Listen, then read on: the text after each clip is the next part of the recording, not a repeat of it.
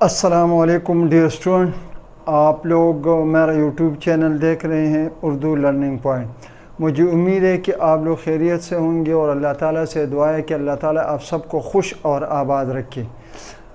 جیسا کہ آپ لوگوں کو معلوم ہے کہ یہ میرا یوٹیوب پہ چینل ہے اور اردو زبان کے حوالے سے اس چینل پہ میں بہت مفید اور کارآمد ویڈیو بنا کے اپلوڈ کرتا ہوں تاکہ میرے جتنے بھی اسٹوڈنٹ ہیں اور جو اس چینل پہ ویڈیوز کو دیکھتے ہیں ان کو اردو زبان کے بارے میں معلومات حاصل ہو سکے۔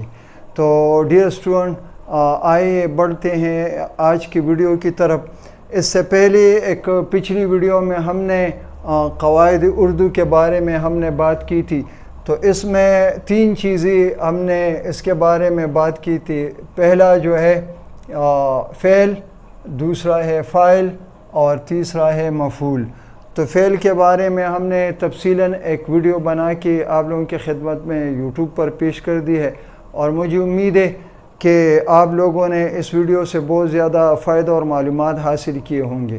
اس سلسلے کی یہ آج کی یہ دوسری ویڈیو ہے جس میں ہم فاعل کے بارے میں بات کریں گے کہ بھئی فعل کے بعد نثر میں یا نثر کے ایک جملے میں فاعل کا کیا کردار ہوتا ہے اور فاعل کس طرح نثر کے ذریعے ایک جملے کا مطلب پوری طرح واضح کر دیتا ہے۔ تو ڈیئر اسٹوڈنٹ، آج کا موضوع ہے نمبر 2 فاعل، کہ بھئی یہ فاعل کیا چیز ہے۔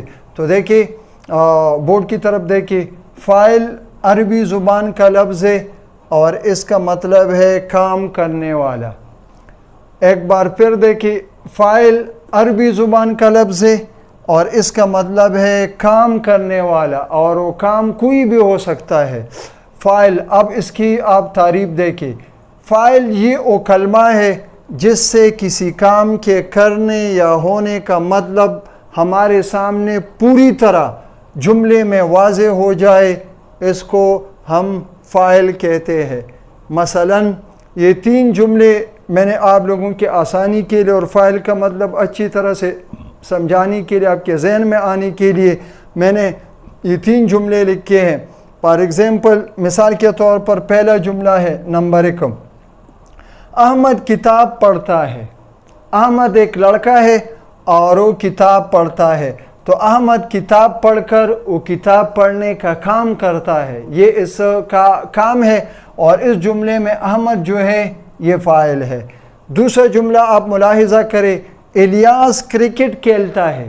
الیاس ایک لڑکا ہے، ایک کھلاڑی ہے، اور وہ کھیل کے میدان میں وہ کرکٹ کھیلتا ہے، یا ایک پارک میں الیاس کرکٹ کھیلتا ہے۔ تو الیاس ایک کھلاڑی ہے اور اس کا کام کیا ہے؟ وہ کرکٹ کھیلتا ہے، کرکٹ کھیلنے کا کام کرتا ہے، تو الیاس اس جملے میں فاعل ہے۔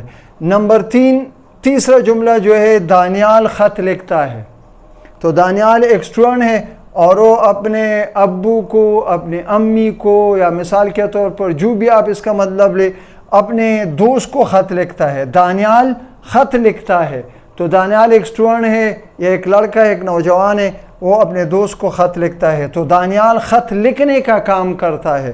تو اس تیسرے جملے میں دانیال جو ہے، میں نے اس کو انڈرلائن کیا ہے، دانیال اس میں فاعل ہے۔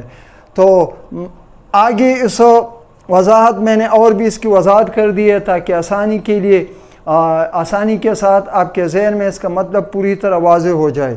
تو ان 3 جملوں میں احمد یہ احمد ہے، اور الیاس یہ الیاس ہے، اور دانیال یہ 3 یہ فاعل ہے۔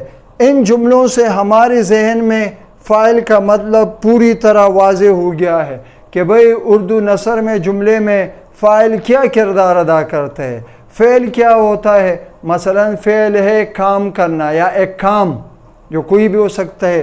فاعل کیا ہے؟ جو کام کرنے والا ہوتا ہے۔ فعل کام ہے اور فاعل یعنی کام کرنے والا، اور مفعول یعنی جو کام کیا جاتا ہے تو اس کو مفعول کہتے ہیں۔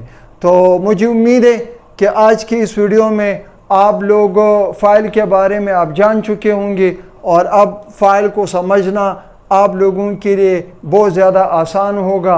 تو ڈیئر اسٹوڈنٹ، ایک مرتبہ پھر میں سرسری طور پر یہ آپ کے سامنے دہراتا ہوں تاکہ آپ کے ذہن میں اس کا مطلب پوری طرح واضح ہو جائے۔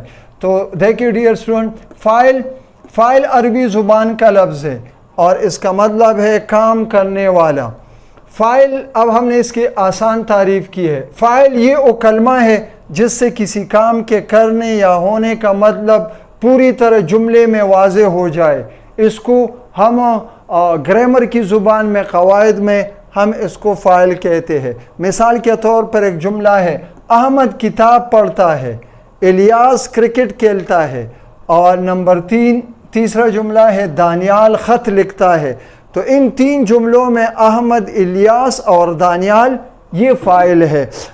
ان جملوں سے ہمارے ذہن میں فاعل کا مطلب پوری طرح واضح ہو گیا ہے۔ اور اب جب ہم کتاب میں نثر میں کوئی مضمون پڑھیں گے تو ایک جملے میں ہمیں فعل، فاعل اور مفعول کے بارے میں پتہ چلے گا، اور ہم اچھی طریقے سے نثر کے بارے میں جان جائیں گے، اور ہمارے لیے اردو زبان کی گرامر کے بارے میں معلومات حاصل کرنا اور اس کے بارے میں سمجھنا یہ آسان ہو جائے گا۔ مجھے امید ہے کہ آج کی ویڈیو آپ لوگوں کو بہت زیادہ پسند آئے گی۔ اگلی ویڈیو میں انشاءاللہ آپ سے پھر ملاقات ہوگی، اور ہم اس ویڈیو میں پھر مفعول کے بارے میں بات کریں گے۔ تب تک مجھے اجازت دیجیے۔ اللہ حافظ۔